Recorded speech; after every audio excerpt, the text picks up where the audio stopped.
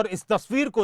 तस्वीर को लेकर बहुत से कयास लगाए जा रहे हैं, बहुत सी चर्चाएं हो रही हैं। दिल्ली में बीजेपी के राष्ट्रीय अध्यक्ष जेपी नड्डा से हरियाणा के उप मुख्यमंत्री दुष्यंत चौटाला ने मुलाकात की। दुष्यंत चौटाला ने जेपी नड्डा के साथ मुलाकात की तस्वीर अपने ट्विटर पर शेयर की और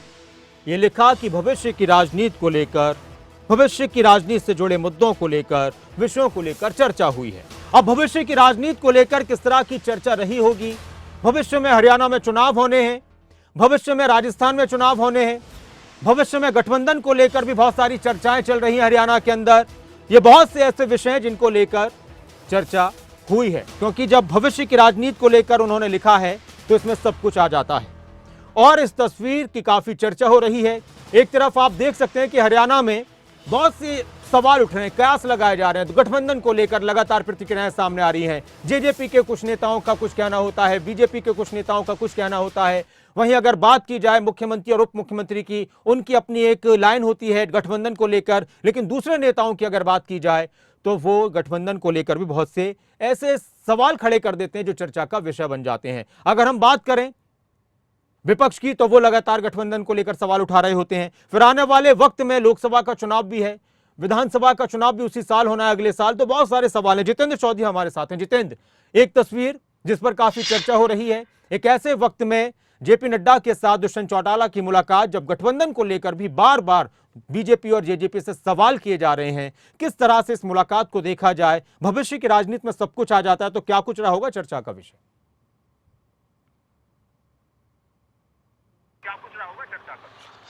देखिए, बिल्कुल नासिर, यहाँ पर दर्शकों के लिए ये जानना इसलिए ज़रूरी है क्योंकि भाजपा के राष्ट्रीय अध्यक्ष जेपी नड्डा से उप मुख्यमंत्री दुष्यंत चौटाला की ये मुलाकात खासतौर से उस माहौल में जब जननायक जनता पार्टी और भारतीय जनता पार्टी के बीच गठबंधन को लेकर के जो बयान है उनमें कहीं ना कहीं विरोधाभास जैसी स्थिति देखने के लिए मिल रही हो। यहाँ पर दर्शकों को ये पूरे तौर पर जानकारी होगी कि किस प्रकार से मुख्यमंत्री मनोहर लाल ने हाल ही में गठबंधन को लेकर के बयान दिए हैं और उसके बाद उप मुख्यमंत्री या फिर कहें कि दूसरी तरफ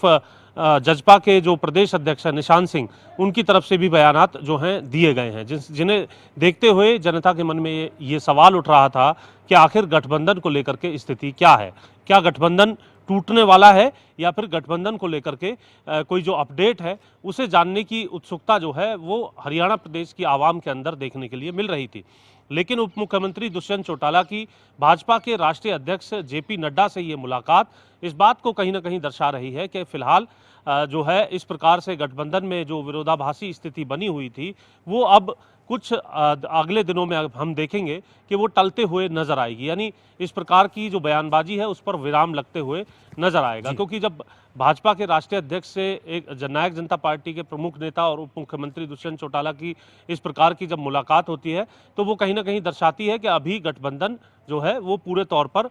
मजबूत बना रहेगा। जिस प्रकार की स्थिति बयानों से सामने आ रही है उसका कोई खास असर जो है वो फिलहाल गठबंधन पर पड़ता हुआ नजर नहीं आएगा। हाल ही में दुष्यंत चौटाला की तरफ से भी ये कहा गया था कि अभी तो गठबंधन है और जब टूटेगा टूट जाएगा। दूसरी तरफ मुख्यमंत्री मनोहर लाल की तरफ से भी अलग अलग बयान दिए गए थे, जिसमें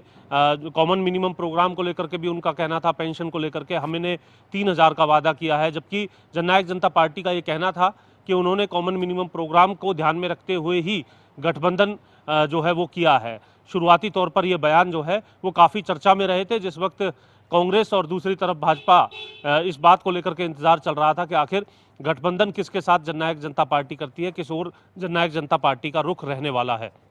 उस वक्त कॉमन मिनिमम प्रोग्राम एक बड़ा आधार जननायक जनता पार्टी की तरफ से बताया गया था। लेकिन अब जो बयान हाल ही में आ रहे थे उनसे ऐसा लग रहा था कि कहीं ना कहीं आपसी विरोधाभास है, जो इस प्रकार की तल्ख बयान जो है वो देखने के लिए मिल रहे हैं, जो अपने आप में सवालिया निशान इस बात पर लगाए कि आखिर गठबंधन कब तक चलेगा। लेकिन आज जिस प्रकार की ये मुलाकात कल देर रात उप मुख्यमंत्री दुष्यंत चौटाला ने की है और इसको लेकर के एक ट्वीट करके इसकी जानकारी भी दी है और राजनीतिक चर्चा पर बातचीत होने की बात जो है वो ट्वीट के माध्यम से बताई गई है, ये दर्शाती है कि कहीं ना कहीं आने वाले दिनों में अभी जो स्थिति है बयानों को लेकर के उस पर भी विराम लगेगा और गठबंधन को लेकर के अभी सिलसिला जो है वो उसी प्रकार से जारी रहेगा जिस प्रकार अभी तक सरकार में गठबंधन की स्थिति बनी हुई थी। तो सीधे तौर से ये कहा जा सकता है कि इस मुलाकात के बाद ये मायने या फिर सूत्रों से मिली जानकारी जो है उसके मुताबिक अभी जो बयान है वो उन पर भी विराम लगेगा और गठबंधन को लेकर के जो सवाल बना हुआ था वो सवाल भी अभी फिलहाल जो है वो टलते हुए नजर आएगा। जी जितेंद्र, एक और सवाल था कि जेजेपी की कोशिश ये भी है, जेजेपी ये चाहती है कि वो राजस्थान में भी चुनाव लड़ें,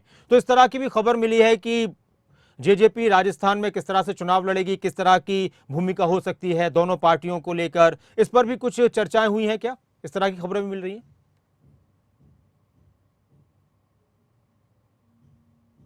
देखिए बिल्कुल, क्योंकि जो दो बड़े राजनीतिक घराने अगर हम बात करें, जिसमें उप मुख्यमंत्री दुष्यंत चौटाला या अजय चौटाला की हम बात करते हैं, या फिर दूसरी तरफ कुलदीप बिश्नोई की बात करते हैं, जब दोनों ही ये बड़े राजनीतिक घरानों की तरफ से